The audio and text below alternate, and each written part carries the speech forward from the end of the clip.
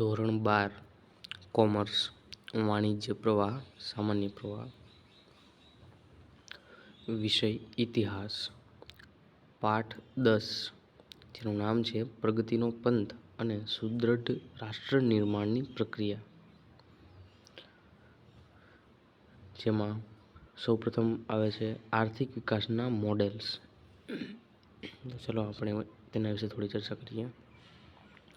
કોઈપણ દેશનો આર્થિક કે સર્વાંગી વિકાસ કરવો હોય તો તે માટે આયોજન જરૂરી છે. ભારતમાં બ્રિટિશ શાસન સમયે જ મહદ અંશે આ દિશામાં કાર્ય થયેલું જણાય છે. શ્રી એમ. વિશ્વેશ્વરૈયાએ ભારતમાં સર્વપ્રથમ આર્થિક આયોજનનો વિચાર તેમના પુસ્તક પ્લાન્ડ ઇકોનોમી ફોર ઇન્ડિયા માં કર્યો હતો. એ અરસામાં પંડિત નહેરુના અધ્યક્ષપણા હેઠળ ભારતીય રાષ્ટ્રીય કોંગ્રેસે આયોજન સમિતિની રચના કરી, જેમાં પ્રખ્યાત અર્થશાસ્ત્રી પ્રોફેસર કે. ટી. શાહ ની અધ્યક્ષતા નીચે 29 જેટલી પેટા સમિતિઓ રચાઈ.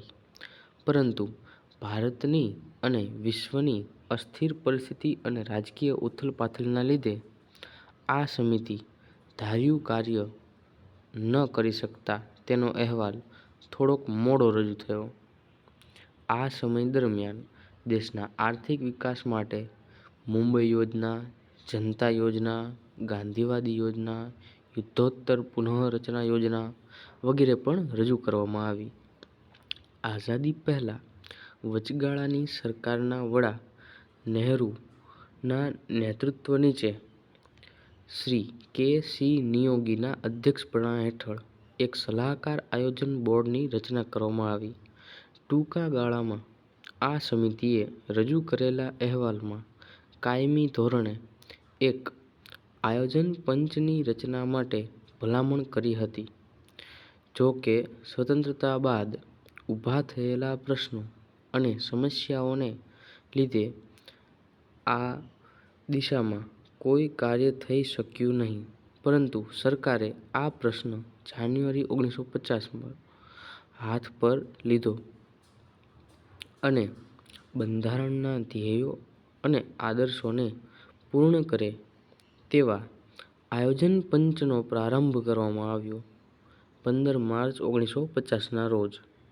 આ સાથે ભારતમાં વ્યવસ્થિત અને આયોજનબદ્ધ આર્થિક વિકાસ માટેની યોજનાઓ રજૂ થઈ. હવે તે નીતિ આયોગને નામે કાર્યરત છે. આયોજન પંચમાં સભ્ય સંખ્યા 6 થી 12ની નક્કી કરવામાં આવી. આ આયોજન પંચ નિષ્ણાંત અર્થશાસ્ત્રીઓ, વહીવટી નિષ્ણાતો અને વિવિધ ક્ષેત્રના વિદ્વાનોનું બનેલું હોય છે. તેના અધ્યક્ષ હોદ્દાની રૂએ વડાપ્રધાન હોય છે અને ઉપાધ્યક્ષ આયોજન ખાતાના પ્રધાન રહે છે તેમ ઠરાવાયું. ઉપાધ્યક્ષ સરકાર અને પંચના સભ્યો વચ્ચે કડીરૂપ કામ કરે છે. ભારતનું આર્થિક આયોજન લાંબા ગાળા તેમજ ટૂંકા ગાળા એમ બંને ઉદ્દેશ ધરાવે છે.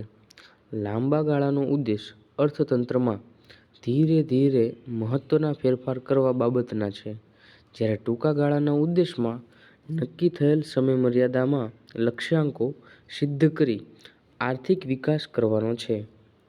ભારતમાં આર્થિક આયોજનના મુખ્ય ઉદ્દેશો નીચે મુજબ છે. 1. ઝડપી આર્થિક વિકાસ, આર્થિક સમાનતામાં ઘટાડો, પૂર્ણ રોજગારી પ્રાપ્ત કરવી, સ્વાવલંબન, ભાવ સ્થિરતા, શૈક્ષણિક ક્ષેત્રે વિકાસ વગેરે. ચાલો થોડું ડીપ જોઈએ. ઝડપી આર્થિક વિકાસ તો કે રાષ્ટ્રના ઉત્થાનમાં ઝડપી અને સતત વધારો કરી પ્રજાના જીવન ધોરણમાં સુધારો લાવવો તથા ભૌતિક જીવનની ગુણવત્તા સુધારવી. બીજું, આર્થિક અસમાનતામાં ઘટાડો મીન્સ કે ગરીબો અને અમીરો વચ્ચેની આવક અને સંપત્તિની અસમાનતા ઘટાડવી. પૂર્ણ રોજગારી પ્રાપ્ત કરવી, દેશના નાગરિકોની શક્તિનો વધુમાં વધુ ઉપયોગ કરી બેરોજગારી ઘટાડવી અને નવી તકો ઊભી કરી પૂર્ણ રોજગારીનું ધ્યેય હાંસલ કરવું. સ્વાવલંબન, વસ્તુઓ, યંત્રો, સાધનો અને ટેકનિકલ જાણકારી જેવી બાબતોમાં સ્વાવલંબન પ્રાપ્ત કરવું. ખાસ બાબત તરીકે અન્ન ઉત્પાદનમાં પગભર થવું. ભાવ સ્થિરતા, ભાવો સ્થિર રહે અને વિકાસ થાય તેવી જરૂરી નાણાકીય અને રાજકોષીય નીતિઓ અમલી બનાવવી. શૈક્ષણિક ક્ષેત્રે વિકાસ, શિક્ષણનો વ્યાપ વધારી તેમજ સમાજ સુધારણા દ્વારા રાષ્ટ્રની કાયાપલટ કરવી. પછીનો પોઈન્ટ છે પંચવર્ષીય યોજનાઓ. ઉપર્યુક્ત ઉદ્દેશો સિદ્ધ કરવા દેશના આર્થિક આયોજનના ઇતિહાસમાં સીમાચિહ્નરૂપ પંચવર્ષીય યોજનાઓ શરૂ કરાઈ. મૂળે તો આ યોજનાઓનો સામ્યવાદી રશિયામાં સફળ પ્રયોગ થઈ ચૂક્યો હતો. આથી સામ્યવાદી રશિયાના ધોરણે ભારતનો પણ ઝડપથી આર્થિક વિકાસ થાય તે માટે પંચવર્ષીય યોજનાઓ શરૂ કરવામાં આવી. પ્રથમ પંચવર્ષીય યોજનાઓ 1951 થી 1956 સુધીનો સમયગાળો હતો. હવે એ સમયગાળા દરમિયાનના સમયગાળા માટે હતી. હવે બીજું વિશ્વયુદ્ધ દેશના ભાગલા, કોમી હુલ્લડોના લીધે દેશમાં અર્થતંત્ર ડામાડોળ સ્થિતિમાં હતું. આ સંજોગોમાં પ્રથમ યોજના માટે બે ધ્યેયો નક્કી કરવામાં આવ્યા: અનાજની બાબતે ઉત્પાદન વધારી આત્મનિર્ભર થવું અને રાષ્ટ્રીય આવકમાં વધારો કરવો અને લોકોનું જીવન ધોરણ સુધારવું. આ યોજનાના ઘડતર માટે હેરોલ્ડ ડોમર મોડેલનો ઉપયોગ કરાયો.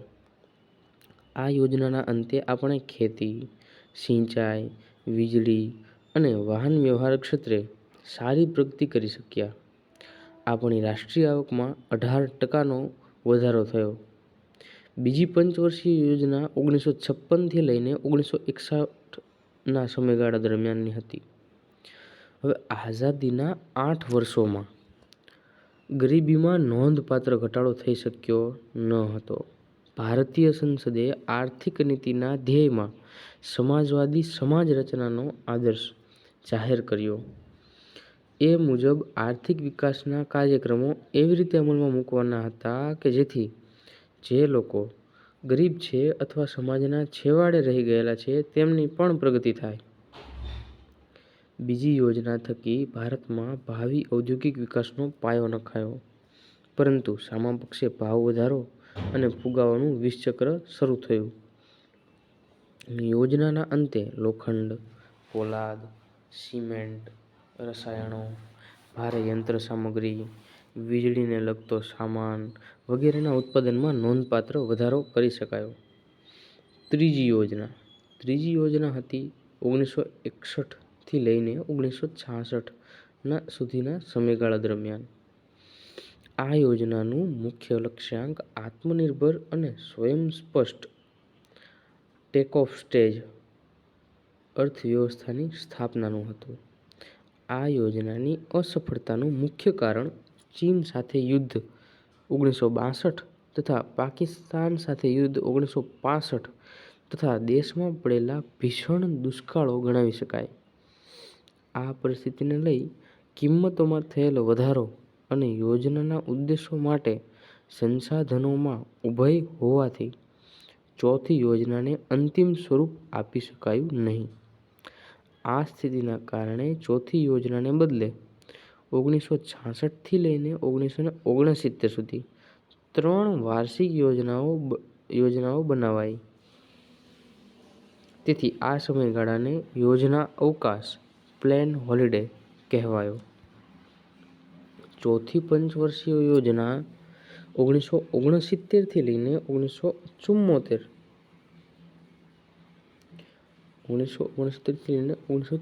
સુધીના સમયગાળા દરમિયાન હતી.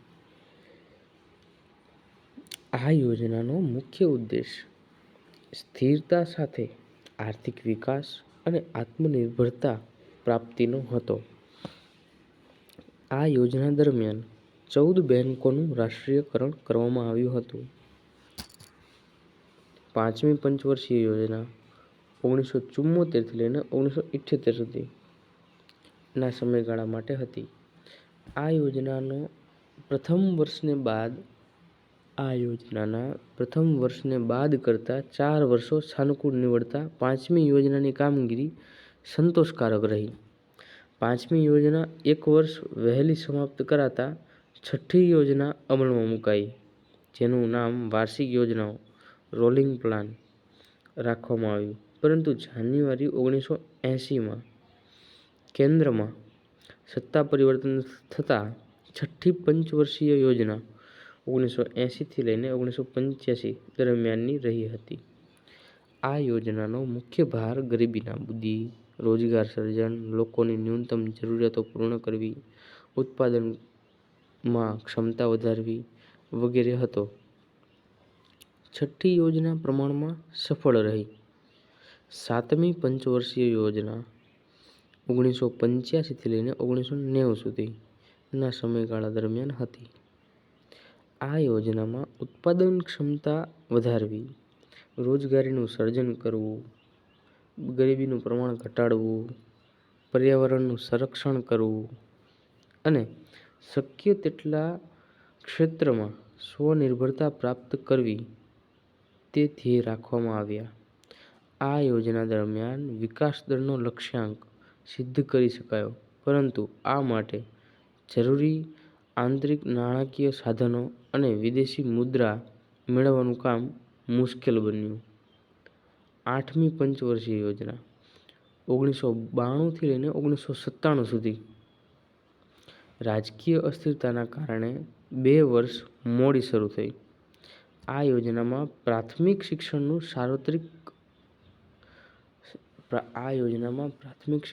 સાર્વત્રિકરણ કરવું, 15થી 35ની વય જૂથના લોકો એટલે કે યુવાનોમાંથી નિરક્ષરતા નાબૂદ કરવી, પીવાના પાણી તેમજ ખેતીનો વિકાસ મુખ્ય હતો. આ યોજનાનો એ સમયે સ્વીકાર કરવામાં આવ્યો જ્યારે દેશ ભારે સંકટનો સામનો કરી રહ્યો હતો, જેમાં બજેટમાં ખોટ, ચૂકવણીના સંતુલનનું સંકટ, વધતું દેવું અને ફુગાવો મુખ્ય ગણી શકાય, જેથી ગરીબી, બેકારી અને આર્થિક અસમાનતા જેવા પ્રશ્નો ચાલુ રહ્યા. નવમી પંચવર્ષીય યોજના 1997થી લઈને 2002 સુધીના સમયગાળા દરમિયાનની હતી. આ યોજનામાં અગાઉની યોજનાના ઉદ્દેશો યથાવત રાખી દેશને મંદીના સંકટમાંથી બહાર લાવવો, રોજગારીનું સર્જન, ગરીબી નિવારણ માટે ખેતી અને ગ્રામ વિકાસને અગ્રિમતા જેવા ઉદ્દેશો પણ રખાયા. આ યોજનામાં ગરીબોના કલ્યાણ પર ભાર મુકાયો, પરંતુ આ યોજનાના અંતે ફુગાવા પર અંકુશ મેળવી શકાયો નહીં. સાક્ષરતાનું પ્રમાણ 65.38% સુધી જ વધી શક્યું, વસ્તી વૃદ્ધિ દર અટકી શક્યો નહીં અને ઔદ્યોગિક વિકાસ દર પણ ધીમો રહ્યો.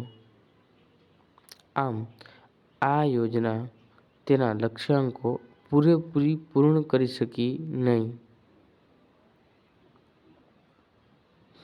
10મી પંચવર્ષીય યોજના 2002થી લઈને 2007 સુધીના સમયગાળા દરમિયાન હતી. આ યોજના આવક-જાવકના મોડેલ પર આધારિત હતી.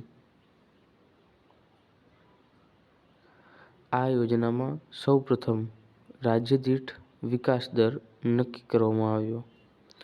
આ યોજનામાં આર્થિક લક્ષ્યાંકો સાથે સામાજિક લક્ષ્યાંકો પર પણ નજર રાખવાની વ્યવસ્થા હતી. ગરીબીની ટકાવારી 28થી ઘટીને 21% સુધી થઈ. ગરીબીની ટકાવારી 28%થી ઘટાડી 21% સુધી લાવવી, દરેક ગામમાં પીવાનું પાણી પૂરું પાડવું, ખાતર પરની સબસિડીમાં ઘટાડો કરવો, પેટ્રોલિયમ પરની સબસિડી નાબૂદ કરવી, ખાનગી રોકાણથી વિમાની મથકો બાંધી ઉડ્ડયન ક્ષેત્રનો વિકાસ કરવો, બાળ મરણનો આંક ઘટાડવો, વિદેશી રોકાણને પ્રોત્સાહન આપવું, ખાદ્ય કરતાં જાહેર ક્ષેત્રના એકમોનું ખાનગીકરણ કરવું જેવા લક્ષ્યાંકો રાખવામાં આવ્યા. આ યોજનામાં 8% વિકાસ દરની પ્રાપ્તિ માટે 6 સૂત્રીય કાર્યક્રમની ઘોષણા કરવામાં આવી.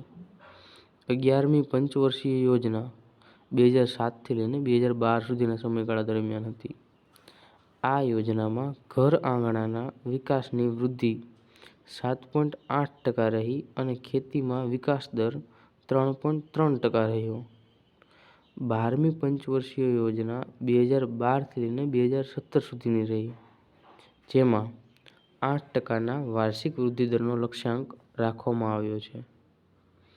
હવે અહીંયા જુદી જુદી પંચવર્ષીય યોજનામાં રોકાણ, વૃદ્ધિદર અને પ્રાથમિકતા ક્ષેત્રનું સંપૂર્ણપણે કોષ્ટક આપવામાં આવેલું છે. આપ જોઈ શકો છો અહીંયા ટોટલ 6 કોલમ છે, જેમાં પ્રથમ છે યોજના અને સમયગાળો, પ્રથમ યોજના, બીજી યોજના, ત્રીજી યોજના, સાલ પ્રમાણે. બીજી કોલમ છે પ્રાસ્તાવિક રોકાણ, ત્રીજું કોલમ છે વાસ્તવિક રોકાણ, ચોથું કોલમ છે વિકાસ દર લક્ષ્યાંક અને પાંચમું કોલમ છે પ્રાપ્ત વિકાસ દર અને છેલ્લું કોલમ છે પ્રાથમિકતા ક્ષેત્ર. એટલે કે પહેલા કોલમ છે તેમાં યોજના અને વર્ષ દર્શાવવામાં આવેલ છે કે 1901 પ્રથમ યોજના કેટલી સાલ સુધી રહી, તો કે 1951થી લઈને 1956 સુધી. એમાં પ્રાસ્તાવિક રોકાણ એટલે રોકાણ કેટલું કરવું જોઈતું હતું એના માટે પ્રસ્તાવ મૂકેલો હતો તો કે 2070, જ્યારે વાસ્તવિક રોકાણ કેટલું કરવામાં આવ્યું 1960નું. ત્યારે વિકાસ દર લક્ષ્યાંક કેટલો બાંધવામાં આવ્યો હતો કે આટલો વિકાસ દર થશે 2.1%, પરંતુ ખરેખર આપણને વિકાસ દર કેટલો પ્રાપ્ત થયો તો કે 3.6%. પ્રાથમિકતા ક્ષેત્ર એટલે કે કઈ જગ્યાએ આપણે રોકાણ કર્યું તો એના પ્રત્યુત્તર તરીકે આપણને આટલો વિકાસ દર પ્રાપ્ત થયો, તો ખેતી, સિંચાઈ, વીજળી એ બાબતમાં. તો એવી જ રીતે બીજી યોજના 1956થી લઈને 1961 સુધી પ્રાસ્તવિક રોકાણ છે 4800, વાસ્તવિક રોકાણ છે 4672.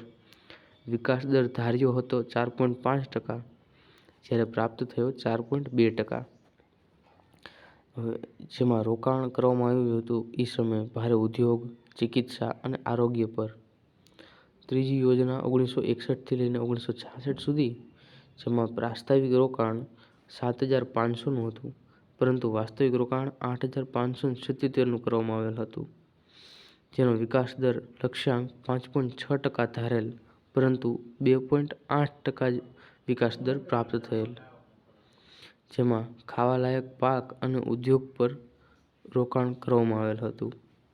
ચોથી યોજના 1969થી લઈને 74 સુધી, જેમાં પ્રાસ્તાવિક રોકાણ 15900 હતું, જ્યારે વાસ્તવિક રોકાણ 15799 અને લક્ષ્યાંક ધારેલ હતો 5.7%, જ્યારે પ્રાપ્ત થયેલ 3.4% વિકાસ દર. જેમાં ખેતી અને સિંચાઈ પાછળ રોકાણ કરવામાં આવેલ. હવે પાંચમી યોજના 1974થી લઈને 1979 સુધી, જેમાં રોકાણ કરવામાં આવેલું હતું 37250 એવું પ્રાસ્તાવિક રોકાણ હતું, જ્યારે વાસ્તવિક રોકાણ કરવામાં આવેલું હતું 39426. લક્ષ્યાંક ધારેલ હતો વિકાસ દરનો 4.4%, જ્યારે પ્રાપ્ત થયો વિકાસ દર 4.9%નો. એ રોકાણ જન આરોગ્ય અને સમાજ કલ્યાણ પાછળ કરવામાં આવેલ હતું. છઠ્ઠી યોજના 1980થી લઈને 1985 સુધી, 95500નું પ્રાસ્તાવિક રોકાણ હતું, જ્યારે રોકાણ 1,03,292 કરવામાં આવેલ હતું. વિકાસ દર ધાર્યો હતો લક્ષ્યાંક હતો 5.2%, જ્યારે પ્રાપ્ત થયેલ વિકાસ દર 5.4% હતો. અને પ્રાથમિકતા ક્ષેત્ર જોઈએ તો ખેતી, ઉદ્યોગ અને ઉર્જા હતા. તેવી જ રીતે અહીંયા 7મી યોજના 1985 થી લઈને 1990 સુધી 1,80,000 પ્રાસ્તાવિક રોકાણ હતું, જ્યારે વાસ્તવિક રોકાણ 2,18,730 હતું. જેનો લક્ષ્યાંક વિકાસ દર લક્ષ્યાંક 7મી યોજનામાં વિકાસ દર લક્ષ્યાંક 5% હતો, જ્યારે પ્રાપ્ત થયેલ વિકાસ દર 5.6% રહેલ. જેનું પ્રાથમિકતા ક્ષેત્ર હતું ઉર્જા, ખાવાલાયક પાક. તેવી જ રીતે 8મી યોજના 1992 થી લઈને 1997 સુધી હતી, જેમાં પ્રાસ્તાવિક રોકાણ દર 4,34,000 હતો, જ્યારે વાસ્તવિક રોકાણ 4,95,670 થયું હતું. વિકાસ દર લક્ષ્યાંક હતો 5.6%, જે ખરેખર પ્રાપ્ત વિકાસ દર 6.7% થયેલ. પ્રાથમિકતા ક્ષેત્ર માનવ સંસાધન, શિક્ષણ, આરોગ્ય અને રોજગાર વિકાસ હતો. 9મી યોજના 1997 થી લઈને 2002 સુધી, જેમાં પ્રાસ્તાવિક રોકાણ હતું 8,59,200, જ્યારે રોકાણ વાસ્તવિક હતું 9,41,041. વિકાસ દર લક્ષ્યાંક હતો 6.5% અને પ્રાપ્ત થયેલ વિકાસ દર 5.7% હતો. પ્રાથમિકતા ક્ષેત્ર જોઈએ તો સામાજિક ન્યાય, ગ્રામ વિકાસ, રોજગાર એ હતું. પછી 10મી યોજના તો 2002 થી લઈને 2007 સુધી, એમાં પ્રાસ્તાવિક રોકાણ હતું 15,92,300, જ્યારે વાસ્તવિક રોકાણ હતું 16,53,065, જેનો વિકાસ દર લક્ષ્યાંક હતો 7.9%, જ્યારે પ્રાપ્ત થયેલ વિકાસ દર 7.6% હતો. સુધાર અને સામાજિક સંરચનાનો વિકાસ. 11મી યોજના 2007 થી લઈને 2012 સુધી હતી, જેમાં પ્રાસ્તાવિક રોકાણ 36,44,718 હતું, જ્યારે વાસ્તવિક રોકાણ 37,50,978 હતું. જેનો વિકાસ દર લક્ષ્યાંક 9% હતો, જ્યારે પ્રાપ્ત થયેલ વિકાસ દર 8% જ હતો. પ્રાથમિકતા ક્ષેત્રમાં જોઈએ તો વિકાસ સર્વહિતકારી બનાવવો અને ઝડપી વિકાસની સાથે વૃદ્ધિની બેવડી રણનીતિ. તો આપણે સમગ્ર કોષ્ટકમાં જોયું જુદી જુદી પંચવર્ષીય યોજના અને યોજનાનો સમયગાળો, યોજનામાં રોકાણ, વૃદ્ધિદર અને પ્રાથમિક ક્ષેત્ર. હવે આપણે ચર્ચા કરીએ વૃદ્ધિદર અને પ્રાથમિકતા ક્ષેત્ર. પહેલા જોઈએ ઔદ્યોગિકીકરણ વિશે. તો સ્વતંત્રતા પૂર્વેની બ્રિટિશ સરકારને ભારતના ઉદ્યોગોના વિકાસમાં બહુ રસ ન હતો. આ સરકારનો એકમાત્ર ઉદ્દેશ ભારતનું આર્થિક શોષણ કરવાનો હતો. સ્વતંત્રતા પ્રાપ્તિ બાદ પંચવર્ષીય યોજનાઓના અમલ થકી આયોજનબદ્ધ રીતે આ દિશામાં વિકાસના પ્રયાસો થયા. ભારે અને પાયાના ઉદ્યોગોની સ્થાપના કરવામાં આવી, જેથી ભાવિ ઔદ્યોગિક વિકાસનો પાયો નાખી શકાયો. પરંતુ સુતરાઉ કાપડ, ખાંડ, વનસ્પતિ જેવા વપરાશી માલ પેદા કરતા ઉદ્યોગોની સાથે સાથે યંત્ર ઉદ્યોગોના ઉત્પાદનનો ઉદ્યોગ પણ વિકસી શક્યો છે. લોખંડ પોલાદનો ઉદ્યોગ, ભારે રસાયણ ઉદ્યોગ, કોલસા ઉદ્યોગ વગેરેનો આયોજનકાળ દરમિયાન સારો એવો વિકાસ થયો છે. ઔદ્યોગિક ઉત્પાદનમાં આપણે મહદઅંશે સ્વાવલંબી બની શક્યા છીએ. એટલું જ નહીં, નિકાસ કરતા પણ થયા છીએ. આઝાદી બાદ સરેરાશ વિકાસ દર 6% થી 7% રહ્યો છે. દેશમાં ઉદ્યોગો માટે અનુરૂપ વાતાવરણ તૈયાર થયું છે. કામદારોમાં શિક્ષણ થકી નવું કૌશલ્ય આવ્યું છે. સંચાલકોનો એક નવો વર્ગ ઊભો થયો છે. આમ આઝાદી પછી આયોજન કાળ થકી આપણે ઝડપી ઔદ્યોગિકીકરણની દિશામાં મહત્વના પગલાં ભરી શક્યા છીએ. હરિયાળી ક્રાંતિ. હરિયાળી ક્રાંતિ 20મી સદીની એક ખાસ ઉપજ, મહાન ઘટના અને સિદ્ધિ ગણાય છે. તેની શરૂઆત મેક્સિકોમાં 1940ની આસપાસ થઈ હતી. ત્યારબાદ વિશ્વના અન્ય દેશોમાં તેનો પ્રસાર થયો. હરિયાળી ક્રાંતિ એટલે હેક્ટર દીઠ વધારે ઉત્પાદન આપી શકે તેવા બીજને પૂરતા પ્રમાણમાં રાસાયણિક ખાતર અને જંતુનાશક દવાઓ તથા યોગ્ય પાણી પૂરું પાડીને થતી ઉત્પાદન વૃદ્ધિ. ભારતમાં ખેતી ક્ષેત્રે આધુનિકીકરણ આવવાથી અનાજના ઉત્પાદનમાં નોંધપાત્ર વધારો થઈ શક્યો છે. ખેતી ક્ષેત્રે દેશમાં વિવિધ ક્રાંતિઓની હારમાળા સર્જાઈ છે. જેમ કે કૃષિ વિકાસ માટે હરિયાળી ક્રાંતિ, દૂધ ઉત્પાદન વધારવા માટે શ્વેત ક્રાંતિ, રાસાયણિક ખાતરનું ઉત્પાદન વધારવા માટે ભૂરી ક્રાંતિ, તેલીબિયાંનું ઉત્પાદન વધારવા માટે પીળી ક્રાંતિ, માંસ/ટમેટાના ઉત્પાદનમાં વધારો કરવા માટે લાલ ક્રાંતિ, બટાટાનું ઉત્પાદન વધારવા માટે ગોળ ક્રાંતિ. નવી ટેકનોલોજીના વધુને વધુ ઉપયોગ માટે દેશના ખેડૂતો જાગૃત અને ઉત્સાહી બનતા જાય છે. ખેતી ક્ષેત્રે ઘઉંના વધુ ઉત્પાદન થકી આપણે સ્વાવલંબી બની શક્યા છીએ. ચાના ઉત્પાદનમાં ભારત વિશ્વમાં પ્રથમ છે. 1998થી ભારત વિશ્વનો સૌથી મોટો દૂધ ઉત્પાદક દેશ બની ગયો છે. ગ્રામ્ય વિસ્તારોમાં પણ ભૌતિક સુવિધાઓનું પ્રમાણ આર્થિક સદ્ધરતાને લીધે વધતું જણાય છે. જો સમાજના અમુક લોકો પોતાના જીવનની પાયાની જરૂરિયાતો પણ પૂરી કરી શકતા ન હોય અને જીવન જીવતા હોય તેને ગરીબ ગણવામાં આવે છે. સ્વતંત્રતા પહેલા ભારતમાં દાદાભાઈ નૌરોજીએ જીવન નિર્વાહની પડતરના આધાર પર સર્વપ્રથમ ગરીબી રેખાનો ખ્યાલ રજૂ કર્યો હતો. સ્વતંત્રતા બાદ આર્થિક અસમાનતા દૂર કરવા ગરીબી નિવારણનો કાર્યક્રમ અમલી બનાવાયો. પંચવર્ષીય યોજનાઓ થકી રાષ્ટ્રીય આવક અને માથાદીઠ આવકમાં વધારો થયો, પરંતુ ગરીબોની સંખ્યામાં ઘટાડો થઈ શક્યો નહીં. ધનિકો વધુને વધુ ધનવાન બનતા ગયા. સાક્ષરતાનું પ્રમાણ ચોક્કસ વધ્યું છે, પરંતુ નિરક્ષરતાનું પ્રમાણ નોંધપાત્ર રીતે ઘટ્યું નથી. નિરક્ષરો મોટે ભાગે ગરીબ જ રહે છે.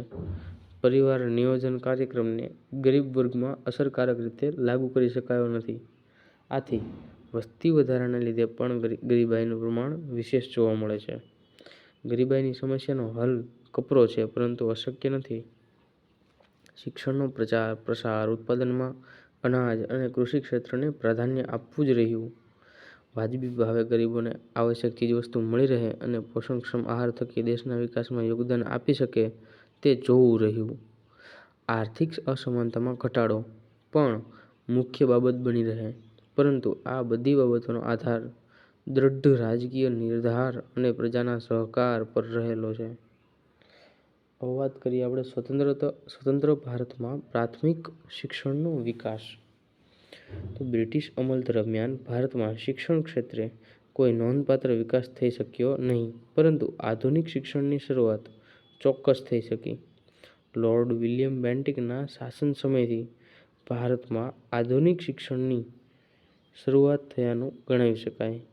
સ્વતંત્રતા સમયે પ્રાથમિક શાળાઓમાં ધોરણ 1થી 5માં 6થી 11ની વયજૂથના કુલ બાળકો પૈકી 35% જેટલા બાળકોને શાળાએ લાવી શકાયા હતા.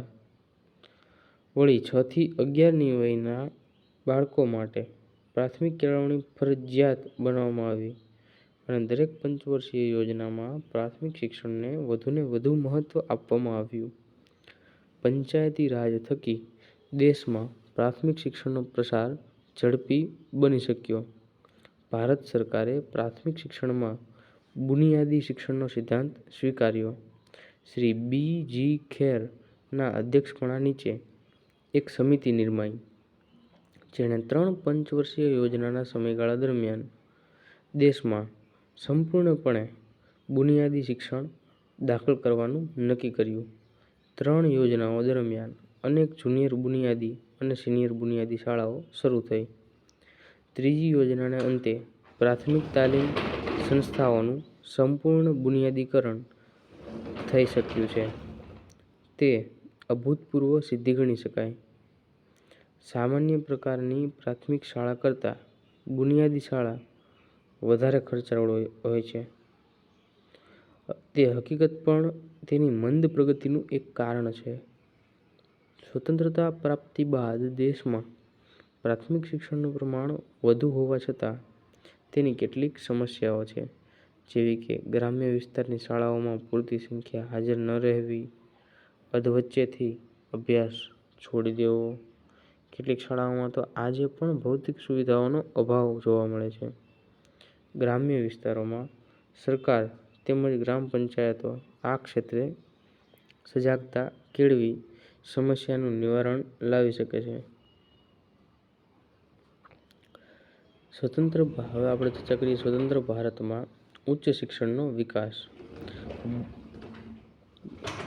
બ્રિટિશ કાળ દરમિયાન શાળા શિક્ષણ કરતાં ઉચ્ચ શિક્ષણના વિસ્તરણ અને વિકાસને વધુ પ્રોત્સાહન અને સહાય મળ્યા, જેથી ભારતમાં કેળવણી ક્ષેત્રે પાયા કરતાં ઉચ્ચ શિક્ષણ ક્ષેત્રે વધુ પ્રચાર થઈ શક્યો.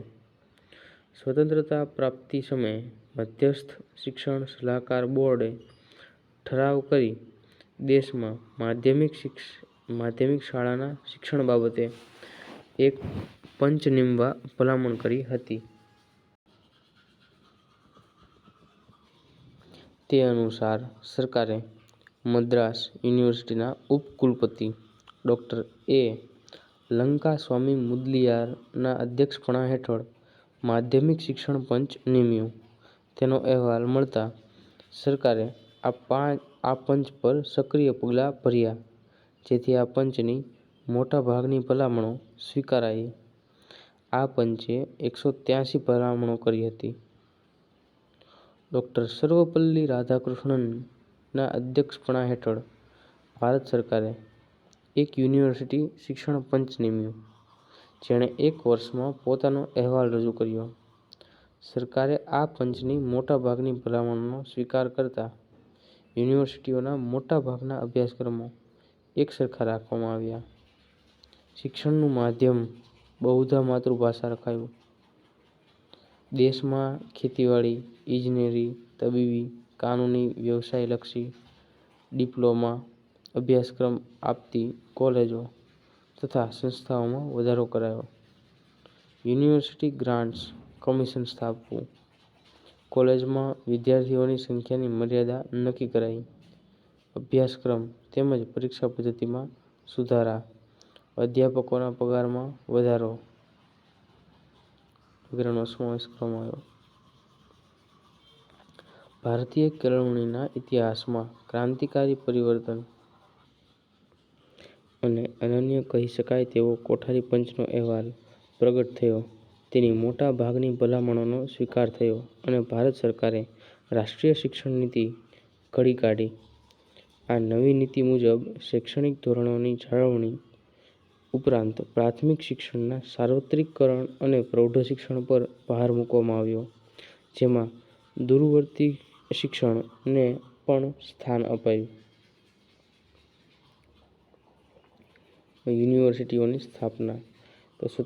સ્વતંત્રતા બાદ ભારતમાં યુનિવર્સિટીઓની સ્થાપનામાં ઉત્તરોત્તર વધારો થતો ગયો છે.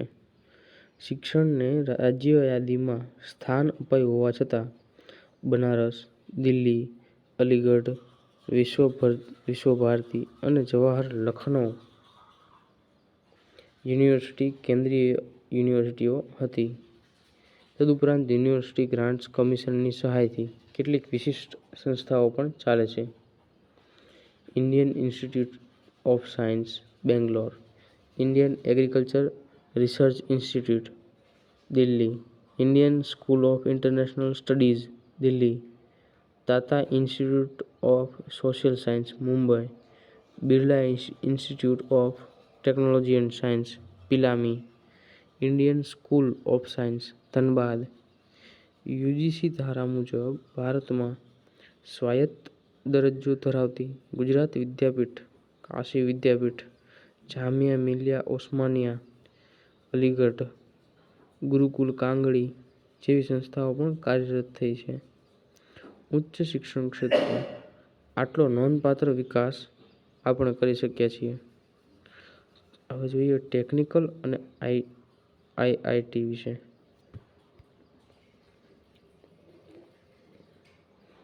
તો કોઠારી પંચે શિક્ષણની સંસ્થાઓમાં ગુણવત્તાનો વિકાસ થાય અને ભારતીય યુનિવર્સિટીઓમાં વિદ્યાકીય તાલીમ અને સંશોધનના ક્ષેત્રોમાં આંતરરાષ્ટ્રીય ધોરણની સમકક્ષનું ધોરણ સ્થપાય એ માટે ભલામણો કરી હતી.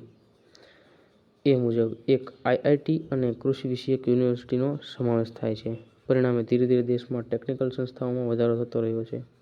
દેશમાં એન્જિનિયરિંગ ક્ષેત્રે સર્વપ્રથમ થોમ્પસન કોલેજ હતી. આ કોલેજ સ્વતંત્રતા પ્રાપ્તિ બાદ રૂરકી એન્જિનિયરિંગ યુનિવર્સિટી બની હતી. આજે ટેકનોલોજીના ક્ષેત્રે 20 સંશોધન સંસ્થાઓ કાર્યરત છે, જેવી કે કેન્દ્રીય કાચ અને માટીકામ શોધ સંસ્થા જાદવપુર, કેન્દ્રીય ઉર્જા સંશોધન સંસ્થા બિહારને ગણાવી શકાય. આ ઉપરાંત માનવ તબીબી કાયદો, કૃષિ, સંગીત, સ્થાપત્ય, ડેરી ઉદ્યોગ, પત્રકારત્વ, પ્રાણી તબીબી જેવી વ્યવસાયી શિક્ષણ આપતી સંસ્થાઓમાં પણ વધારો થયો છે. પૂર્વ પ્રાથમિક તેમજ પ્રાથમિક અને માધ્યમિક શાળાના શિક્ષકો માટે ટ્રેનિંગ કોલેજો અને તેનું સ્તર સુધર્યું છે. ભારત સરકારે NCERT National Council of Educational Research and Training સંસ્થા સ્થાપી. આ સંસ્થાના નેજા હેઠળ દરેક રાજ્યમાં રાજ્યવાર State Council of Educational Research and Training સંસ્થાઓ સ્થાપવામાં આવી. હવે જોઈએ અણુ સંશોધન, અવકાશ સંશોધન અને અન્ય વૈજ્ઞાનિક તેમજ ટેકનોલોજીકલ વિકાસ. તો ભારતીય સંસદે વૈજ્ઞાનિક નીતિનો ઠરાવ પસાર કર્યો, જેના થકી વૈજ્ઞાનિક સંશોધન, તાલીમ અને વિકાસના નવા દ્વાર ખુલ્યા. પદાર્થનો નાનામાં નાનો એકમ તે અણુ. આ અણુ સૂક્ષ્માતિસૂક્ષ્મ કણો ધરાવે તેને પરમાણુ કહેવાય છે. અને અણુ શક્તિ પંચની સ્થાપના 1948 થતાં ડૉક્ટર હોમી ભાભા આ સંસ્થાના અધ્યક્ષ બન્યા. દેશમાં પ્રથમ અપ્સરા નામે અણુ ભઠ્ઠી તૈયાર થઈ અને ટ્રોમ્બે, મુંબઈ નજીક એટોમિક એનર્જી એસ્ટાબ્લિશમેન્ટ એઈઈ નામે સંસ્થાની સ્થાપના થઈ. ડૉક્ટર હોમી ભાભાનું અવસાન થતાં તેમની સ્મૃતિને કાયમ રાખવા સરકારે એટોમિક એનર્જી એસ્ટાબ્લિશમેન્ટને Bhabha Atomic Research Centre BARC એવું નામ આપ્યું. ડૉક્ટર વિક્રમ સારાભાઈ તેમના અનુગામી બન્યા. તેમની સિદ્ધિઓ બદલ તેમને ડૉક્ટર શાંતિ સ્વરૂપ ભટનાગર મેમોરિયલ એવોર્ડ પ્રાપ્ત થયો. અણુશક્તિ મેળવવા હેવી વોટરની જરૂરિયાત ઊભી થતાં નાંગલ ખાતે હેવી વોટર પ્લાન્ટ નખાયો. ચેન્નઈ નજીક કલ્પક્કમ ખાતે Indira Gandhi centre for atomic research સ્થાપવામાં આવ્યું. બેંગ્લોર પાસે ગૌરીબુદાનપુર ખાતે સેસ્મિક મથક સ્થાપ્યું. આ મથકની ઉપયોગિતા અણુ ધડાકા કયા સ્થળે કરવા તે માટે થાય છે. ભારતે રાજસ્થાનના પોખરણ ખાતે પ્રથમ અણુ ધડાકો કર્યો. તે આ સંસ્થાની મદદથી સ્થળ પસંદ કરાયું હતું. આ સાથે ભારત અણુ પરીક્ષણ માટે વિશ્વનું 6થા ક્રમનું રાષ્ટ્ર બન્યું.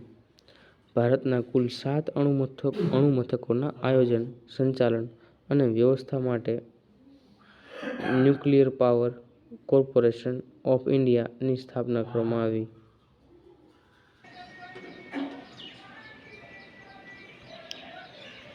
ભારતમાં Indian National Committee for Space રિસર્ચની રચના ડિપાર્ટમેન્ટ ઓફ એટમિક એનર્જી દ્વારા થઈ. ત્યારબાદ નાના રોકેટ છોડવાનું શરૂ કરાયું. થુંબા ખાતે ઇક્વેટોરિયલ રોકેટ લોન્ચિંગ સ્ટેશન સ્થપાયું. વળી થુંબા ખાતે બીજા સ્પેસ સાયન્સ એન્ડ ટેકનોલોજી સેન્ટરની સ્થાપના થઈ. ત્યારબાદ અમદાવાદમાં જોધપુર ટેકરા ખાતે સ્પેસ એપ્લિકેશન સેન્ટરની સ્થાપના થઈ. સરકારમાં ડિપાર્ટમેન્ટ ઓફ સ્પેસ અને સ્પેસ કમિશનની સ્થાપના થઈ. પ્રજાસત્તાક ભારતમાં બેંગ્લોર ખાતે ઇન્ડિયન સ્પેસ રિસર્ચ ઓર્ગેનાઇઝેશનની સ્થાપના થઈ. આ જ ઇસરો સંસ્થા દ્વારા આર્યભટ્ટ નામે કૃત્રિમ ઉપગ્રહ અવકાશમાં તરતો મૂકવામાં આવ્યો, જે થકી ભારતનો અવકાશ યુગમાં પ્રવેશ થયો. ભાસ્કર 1 1979 અને ભાસ્કર 2 1981 અવકાશમાં છોડાયા. શ્રી હરિકોટા અવકાશી મથકેથી રોહિણી RS-1 કૃત્રિમ ઉપગ્રહને સફળતાપૂર્વક અવકાશમાં તરતો મુકાયો. તે માટે SLV-3 નામે અવકાશયાનનો ઉપયોગ થયો, જે થકી ભારત અવકાશ ક્લબનું વિશ્વમાં 6થું સભ્ય બન્યું. હવે વાત કરીએ સંદેશાવ્યવહાર અને ઇન્ફોર્મેશન ટેકનોલોજી. તો INSAT-1-B અવકાશમાં છોડાતા ભારતમાં દૂરસંચાર, દૂરદર્શન, આકાશવાણી અને હવામાન વિભાગમાં ક્રાંતિના મંડાણ થયા. INSAT-1-Bનું આયુષ્ય માત્ર 7 વર્ષનું જ હતું. આથી INSAT-1-Dને તરતો મુકાયો. IRS-1 એ Indian remote sensing satellite Soviet રશિયાના બૈકાનુર મથકેથી વ્યાપારી ધોરણે છોડાયો. ત્યારબાદ IRS-1B તરતો મુકાયો. અવકાશ વિજ્ઞાન ક્ષેત્રે કૃત્રિમ ઉપગ્રહ છોડવા માટે ASLV augmented satellite launch vehicle ભારતીય વૈજ્ઞાનિકોએ તૈયાર કરી લીધું હતું. આથી કૃત્રિમ ઉપગ્રહ થકી દૂરદર્શન અને સંદેશાવ્યવહારથી દેશને આજે આવરી લેવાયો છે. ભારતમાં રેડિયોની શરૂઆત કોલકાતા અને ચેન્નાઈથી ખાનગી ટ્રાન્સમીટર દ્વારા થઈ. સરકારે રેડિયો પ્રસારણ પોતાના હસ્તક લઈ લીધું અને તેને ઓલ ઇન્ડિયા રેડિયો એવું નામ આપ્યું. આકાશવાણી કેન્દ્રો તરીકે જાણીતા સ્થાનોની સંખ્યા 71 હતી, તે વધીને 1994માં 160 થઈ. ભારતમાં દૂરદર્શનનો પ્રથમ પ્રયોગ 1965માં થયો. સર્વપ્રથમ મુંબઈ 1972 અને તે પછી કોલકાતા, ચેન્નાઈ, શ્રીનગર, અમૃતસર, જલંધર અને લખનઉ કેન્દ્રો દ્વારા દૂરદર્શનની સેવાઓનું પ્રસારણ શરૂ કરવામાં આવ્યું. ભારતમાં આકાશવાણી અને દૂરદર્શનને અલગ કરવામાં આવ્યા. દૂરદર્શન પર રાષ્ટ્રીય કાર્યક્રમોથી બપોરનું પ્રસારણથી શરૂ કરવામાં આવતું અને પ્રાયોજિત શ્રેણીનો પ્રારંભ થયો. એટલે કે દૂરદર્શન પર રાષ્ટ્રીય કાર્યક્રમો 1987થી બપોરનું પ્રસારણ 1989થી શરૂ કરવામાં આવ્યું અને પ્રાયોજિત શ્રેણીનો પ્રારંભ થયો. સ્વતંત્રતા બાદ સંદેશાવ્યવહાર ક્ષેત્રે સારી પ્રગતિ સધાઈ છે. આઝાદી સમયે 23,326 જેટલી પોસ્ટ ઓફિસો હતી, જે 2 લાખ કરતાં વધુની છે. ટપાલની સુવિધા ઝડપી બની છે, જોકે તાર સેવા બંધ થઈ ચૂકી છે. સેલફોનના યુગમાં SMS અને સોશિયલ મીડિયા સંદેશાવ્યવહારના નવા માધ્યમો બન્યા છે. ઈમેલનું ચલણ વ્યાપક બનતું જાય છે. સરકારી ટેલિકોમ્યુનિકેશન સંસ્થાઓની સાથે સાથે ખાનગી સંસ્થાઓનું પણ પ્રમાણ વધી ગયું છે. મોબાઈલ અને ઇન્ટરનેટ દ્વારા STD ફોન સેવાનો લાભ સામાન્ય લોકો લેતા થયા છે.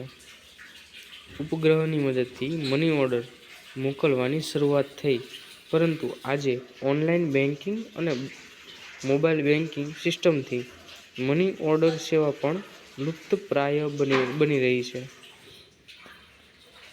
ઇન્ફોર્મેશન ટેકનોલોજી ક્ષેત્રે ભારત વિકસિત દેશોની હરોળમાં આવી ગયેલું છે.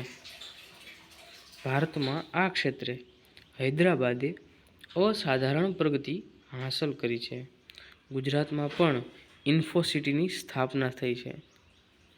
પ્રવેશ, નોકરી અને અદાલતની કાર્યવાહીમાં આ ટેકનોલોજીનો ઉપયોગ સામાન્ય બન્યો છે. ગુજરાતે વહીવટી ક્ષેત્રે પોતાનું નેટવર્ક જી-સ્વાન Gujarat State Wide Area Network વિકસાવ્યું છે.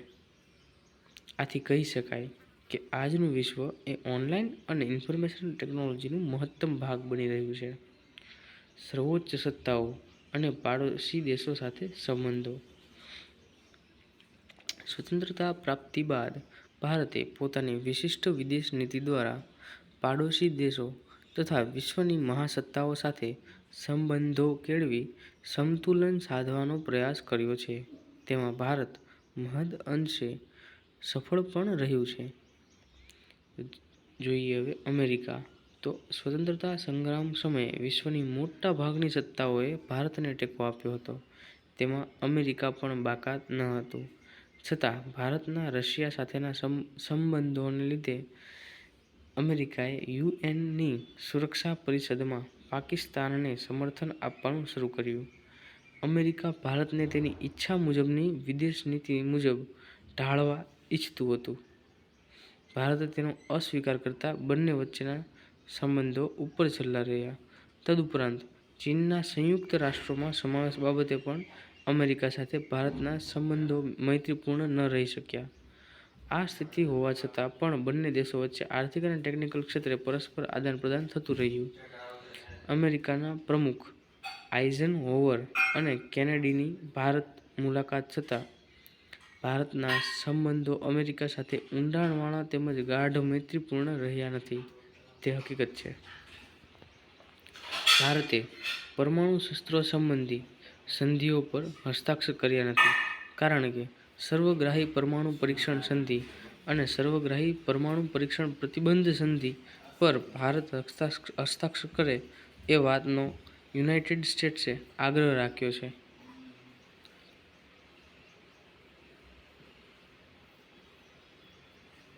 એટલે કે પરમાણુ પરીક્ષણ પણ કરે અને પરમાણુ પરીક્ષણ પ્રતિબંધ સંધિ ઉપર હસ્તાક્ષર કરે એવો યુનાઇટેડ સ્ટેટ્સે આગ્રહ રાખ્યો. આ બંને સંધિઓ ભેદભાવયુક્ત અને રાષ્ટ્રીય હિતોને નુકસાન કરતા હોવાથી ભારતે તેના પર હસ્તાક્ષર કર્યા નથી. પોતાના ઇરાદાઓ અને આગ્રહની અવગણના થતાં યુનાઇટેડ સ્ટેટ્સ ભારત પર નારાજ થયું. ભારતે પોખરણ એટલે કે રાજસ્થાનમાં જે આવેલ છે ગામ ખાતે સફળ પરમાણુ અખતરો કર્યો. ત્યારે તેણે ગંભીર નોંધ લઈને તેણે ભારત સામે કેટલાક પ્રતિબંધો મૂક્યા, જે સમય જતાં હળવા થતા ગયા. ત્યારબાદ આર્થિક અને ટેકનિકલ જેવા ક્ષેત્રમાં તો ભારતને અમેરિકાની મદદ પણ મળતી રહી છે. યુનાઇટેડ સ્ટેટ્સના ન્યૂયોર્કના વર્લ્ડ ટ્રેડ સેન્ટર પર 11 સપ્ટેમ્બર 2001 થયેલા આતંકવાદી હુમલા પછી બંને દેશો વચ્ચેના સંબંધોમાં સુધારો થયો છે. ભારતે પણ આર્થિક ક્ષેત્રે પ્રગતિ સાધી છે તે બાબતનો હવે તે સ્વીકાર કરે છે અને બંને દેશો વચ્ચે ગાઢ સંબંધો બંધાય તેવી ઈચ્છા ધરાવતા થયા છે. તાજેતરમાં 2014 અને 2015 ભારતના વડાપ્રધાન નરેન્દ્ર મોદી સાહેબ અમેરિકાની મુલાકાતે ગયા. ત્યાં તેમણે સંયુક્ત રાષ્ટ્રો યુનાઇટેડ નેશન્સ ની મહાસભાને પણ સંબોધી. યુનાઇટેડ સ્ટેટ્સ અમેરિકાના પ્રમુખ બરાક ઓબામાએ 26મી જાન્યુઆરી 2015ના રોજ ભારતના 66મા પ્રજાસત્તાક દિન ગણતંત્ર દિન ની ઉજવણીના સમારોહમાં મુખ્ય મહેમાન બની ભારતની મુલાકાત લીધી. ભારતીય ગણતંત્ર દિવસમાં ભાગ લેનારા તેઓ અમેરિકાના પ્રથમ પ્રમુખ બન્યા. આમ ભારત અને અમેરિકાના સંબંધો સુમેળભર્યા થઈ રહ્યા છે. આતંકવાદના જેવી આંતરરાષ્ટ્રીય સમસ્યા સંદર્ભે બંને રાષ્ટ્રોના વડાઓ ચિંતિત છે. સોવિયેટ સંઘ યુએસએસઆર અમેરિકાની જેમ સોવિયત સંઘે પણ ભારતની સ્વતંત્રતા પ્રાપ્તિની ચળવળને ટેકો આપ્યો. આઝાદી બાદ ભારતના ખાસ મિત્ર તરીકે સોવિયત રશિયા રહ્યું. કાશ્મીર પ્રશ્ન અંગે હંમેશા તે ભારતની પડખે રહ્યું. સોવિયત પ્રમુખ ખ્રુશ્ચેવની ભારત મુલાકાતથી બંનેના સંબંધો વધુ ગાઢ બન્યા અને ઘણી બાબતો અંગે સમજૂતી થઈ, જેમાં ભારતની પંચવર્ષીય યોજનામાં પણ સોવિયતે આર્થિક મદદ કરી. ભારત-ચીન યુદ્ધ 1962ના કટોકટીભર્યા સમયે સોવિયતે લશ્કરી ક્ષેત્રે મિગ યુદ્ધ વિમાનો બનાવવામાં ખાસ મદદ કરી. આંતરરાષ્ટ્રીય ક્ષેત્રે સોવિયત રશિયાએ ભારતની બિન-જોડાણવાદી અને તટસ્થતાની નીતિને સંપૂર્ણ સમર્થન આપ્યું. ભારત અને પાકિસ્તાનના સંબંધો. બ્રિટિશ ભારતમાંથી ભારત અને પાકિસ્તાન એવા બે રાષ્ટ્રો અસ્તિત્વમાં આવતા બંને દેશોના સંબંધો તંગ રહ્યા. તેમાં વળી કોમી રમખાણો તથા ભાગલા સમયની સ્થિતિએ બળતામાં ઘી હોમવાનું કામ કર્યું. પાકિસ્તાન સાથેની આંતરરાષ્ટ્રીય સરહદો બાબતે આજ સુધી વિવાદ રહ્યો છે. પાકિસ્તાન સાથેના સંબંધોમાં કાશ્મીર મુદ્દો હંમેશા મહત્વનો રહ્યો છે, જેના કારણે પાકિસ્તાન સાથે 1948, 1965, 1971 અને 1999માં યુદ્ધો થયા, જેમાં તેની હાર થઈ છતાં આજે પણ પાકિસ્તાન સાથેના આપણા સંબંધો સુધરી શક્યા નથી. તાશ્કંદ કરાર અને સિમલા કરારને ભારત સંપૂર્ણ સમર્થન આપે છે, પરંતુ પાકિસ્તાન નહીં. વડાપ્રધાન અટલ બિહારી વાજપેયીની લાહોર બસ યાત્રા અને તે પછી પાકિસ્તાનના લશ્કરી શાસક પરવેઝ મુશર્રફની સાથે આગ્રા ખાતેની શિખર મંત્રણા છતાં સંબંધો તણાવપૂર્ણ રહ્યા છે. પંજાબમાં શીખ ઉગ્રવાદીઓ, જમ્મુ કાશ્મીરમાં અલગાવવાદીઓ અને આતંકવાદીઓને સક્રિય મદદ આપી.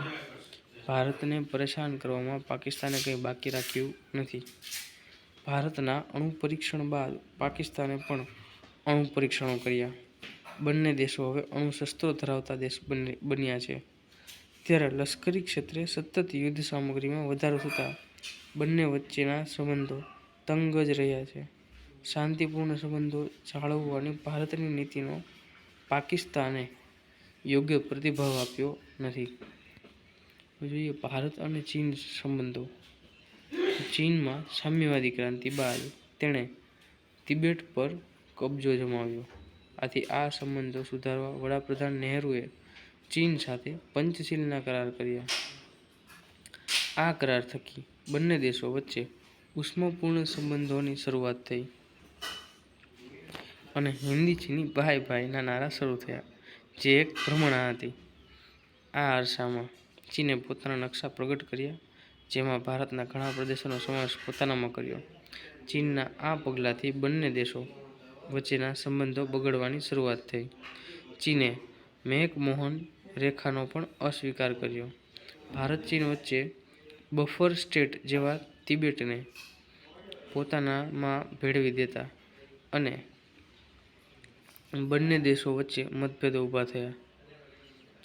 ચીને આ નકશાઓ જૂના છે તેમ કહી વાતને ટાળી ભારતીય પ્રદેશમાં ઘૂસણખોરી ચાલુ કરી. પૂર્વે 1959 સુધી ભારત ચીન સાથેના સંબંધો શાંતિપૂર્ણ માર્ગે ઉકેલવા માંગતું હતું, પરંતુ ચીને આક્રમણ કરીને ભારતના પ્રદેશો પર કબજો જમાવ્યો. ભારતે આ પગલા વિરુદ્ધ જ્યારે લશ્કરી પગલું લીધું ત્યારે ઘણું મોડું થઈ ચૂક્યું હતું. અંતે ચીને એકપક્ષીય યુદ્ધ વિરામ જાહેર કરતા યુદ્ધનો અંત આવ્યો, પરંતુ આ યુદ્ધમાં ભારતને ઘણું સહન કરવું પડ્યું. ત્યારથી આજ દિન સુધી બંને દેશો વચ્ચેના સરહદી પ્રશ્નોને લગતી બાબતે ઘણી મંત્રણાઓ થઈ, પરંતુ સુખદ સમાધાન લાવી શકાયું નથી. આમ છતાં છેલ્લા દાયકા દરમિયાન ભારત અને ચીન વચ્ચે પરસ્પર સહકાર અને મૈત્રીપૂર્ણ સંબંધો વિકસતા રહ્યા છે.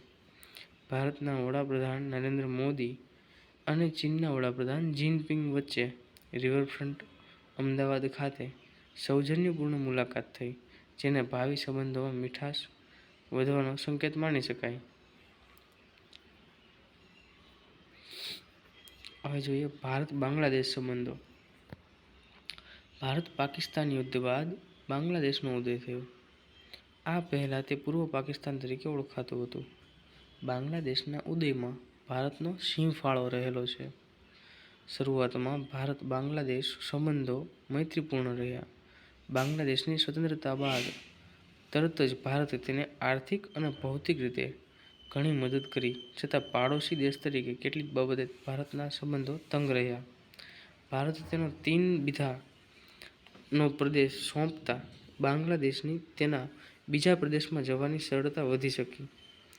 પડોશી દેશ તરીકે આજે પણ ભારત હંમેશા બાંગ્લાદેશની પડખે રહે છે. ગંગા નદીના પાણીનો ઉપયોગ અને વહેંચણી સંબંધે થયેલી ચર્ચાઓ દ્વારા સમાધાન સાધવામાં આવ્યું. અતિવૃષ્ટિ, વાવાઝોડા જેવી કુદરતી આપત્તિ વખતે બાંગ્લાદેશને પૂરતા પ્રમાણમાં મદદ કરી છે. બંને રાષ્ટ્રો વચ્ચે વિવાદિત જમીન વિસ્તાર અને તે ક્ષેત્રના લોકોની નાગરિકતાના પ્રશ્નોનું નિરાકરણ વાટાઘાટોથી થયું છે. ભારત અને શ્રીલંકા સાથેના સંબંધો. શ્રીલંકા સાથેના ભારતના સંબંધો છેક રામાયણ કાળથી છે. શ્રીલંકામાં ભારતીય તમિલો વસવાટ કરે છે. તેમની નાગરિકતાને પ્રશ્ને બંને દેશો વચ્ચે મતભેદ થતાં ભારતે તમિલ લોકોને ભારતીય નાગરિકત્વ આપવાની તૈયારી પણ બતાવી છે. શ્રીલંકામાં સિંહાલી લોકોની બહુમતી છે, આથી તમિલો પ્રત્યે ભેદભાવ રખાય છે. તેથી લાગણી પ્રબળ બનતા તમિલોએ અલગ રાજ્યની માગણી કરી, જેથી તમિલો અને શ્રીલંકન સરકાર વચ્ચે ઘર્ષણ શરૂ થયું. પ્રભાકરનની આગેવાનીમાં તમિળોએ ઉગ્રવાદી સંગઠન એલટીટીઈ રચી ત્રાસવાદનો પણ આશરો લીધો. આ સમયે બંને દેશો વચ્ચે સમજૂતી સધાઈ. શ્રી રાજીવ ગાંધીની સરકાર વખતે ભારતીય લશ્કરને શ્રીલંકામાં શાંતિ સ્થાપવા મોકલવામાં આવ્યું, પરંતુ ભારતનું આ પગલું સફળ થઈ શક્યું નહીં અને પૂર્વ વડાપ્રધાન રાજીવ ગાંધી પર પેરામ્બુદુરમાં આત્મઘાતી હુમલો કરી તેમની હત્યા થઈ.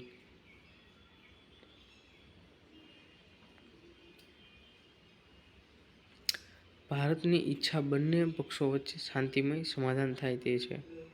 ભારતના વડાપ્રધાન નરેન્દ્ર મોદીએ શ્રીલંકાની મુલાકાત વખતે તમિલ પ્રભાવિત વિસ્તાર જાફનાની મુલાકાત લીધી.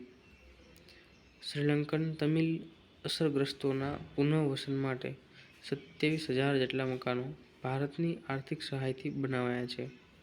આજે શ્રીલંકા સાથે ભારતના મૈત્રીપૂર્ણ સંબંધો છે. ભારત અને નેપાળ સંબંધો.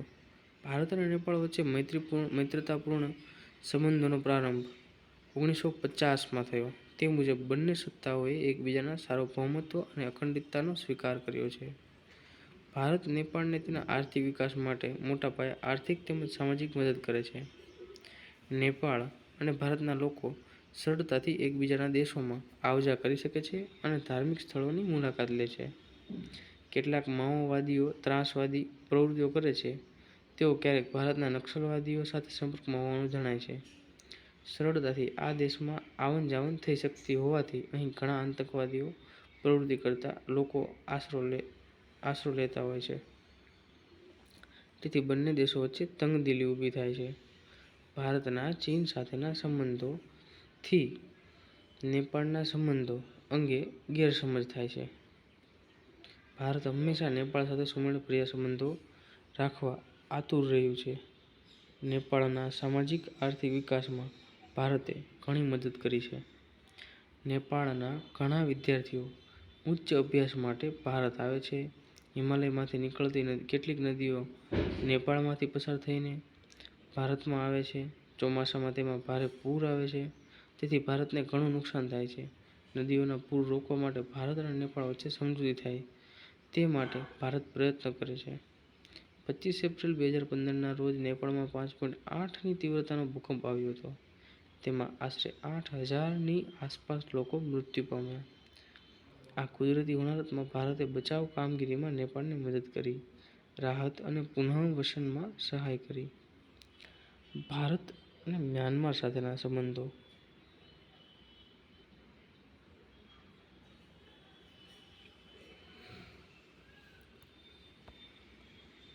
મ્યાનમારને સ્વતંત્રતા મળી 1948.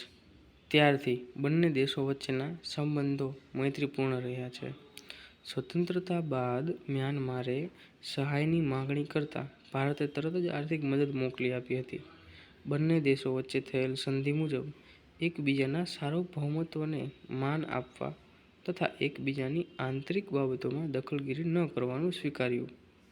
આ જ વર્ષે બંને દેશો વચ્ચે પંચવર્ષીય કરાર થતાં વેપારી સંબંધો મજબૂત બન્યા. બંને દેશો વચ્ચેના ઉષ્માભર્યા સંબંધોના વિકાસમાં ભારતના તત્કાલીન વડાપ્રધાન જવાહરલાલ નહેરુ અને મ્યાનમારના વડાપ્રધાન ઉનની વ્યક્તિગત મિત્રતાનો ફાળો મહત્વનો છે. મ્યાનમાર સરહદે બળવાખોર પ્રવૃત્તિ વધતા બર્માએ ભારતની સશસ્ત્ર સહાય મેળવી.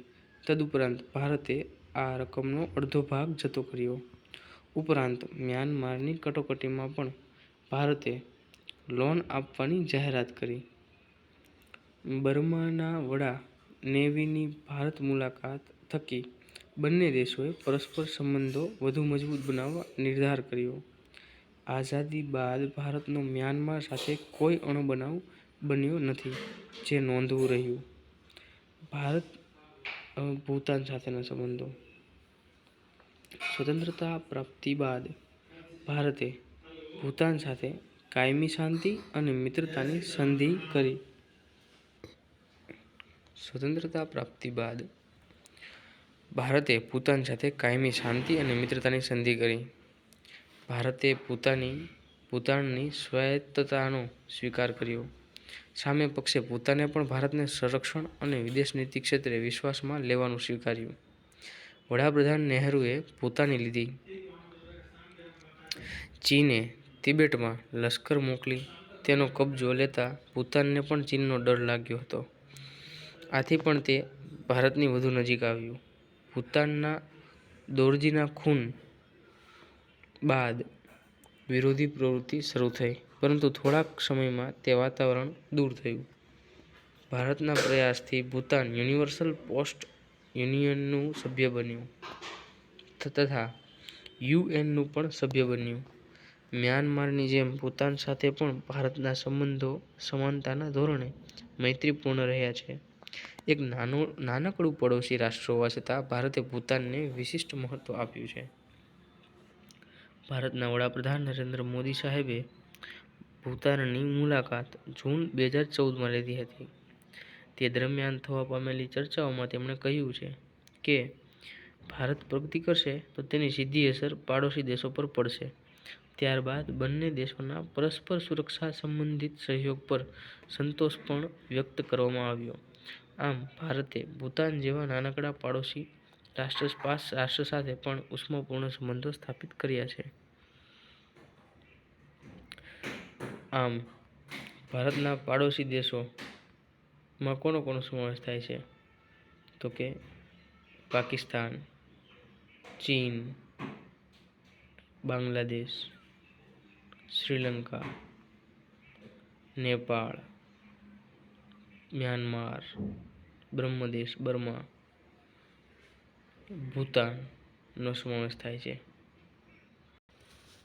આમ આપણે આ પાઠ 10 પ્રગતિનો પંથ અને સુદૃઢ રાષ્ટ્ર નિર્માણની પ્રક્રિયામાં આર્થિક વિકાસના મોડ, આર્થિક યોજનાના મુખ્ય ઉદ્દેશો, પંચવર્ષીય યોજનાઓ, જુદી જુદી પંચવર્ષીય યોજનામાં રોકાણ, વૃદ્ધિદર અને પ્રાથમિકતા ક્ષેત્ર,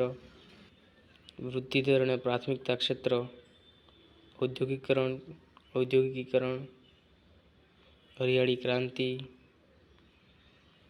સ્વતંત્ર ભારતમાં પ્રાથમિક શિક્ષણનો વિકાસ, સ્વતંત્ર ભારતમાં ઉચ્ચ શિક્ષણનો વિકાસ, યુનિવર્સિટીઓની સ્થાપના,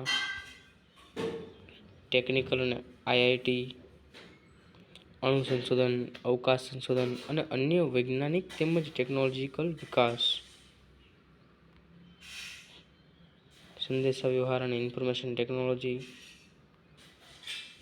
સર્વોચ્ચ સત્તાઓ અને પાડોશી દેશો સાથે ભારતના સંબંધો વિશે આપણે ચર્ચા કરી. ધન્યવાદ.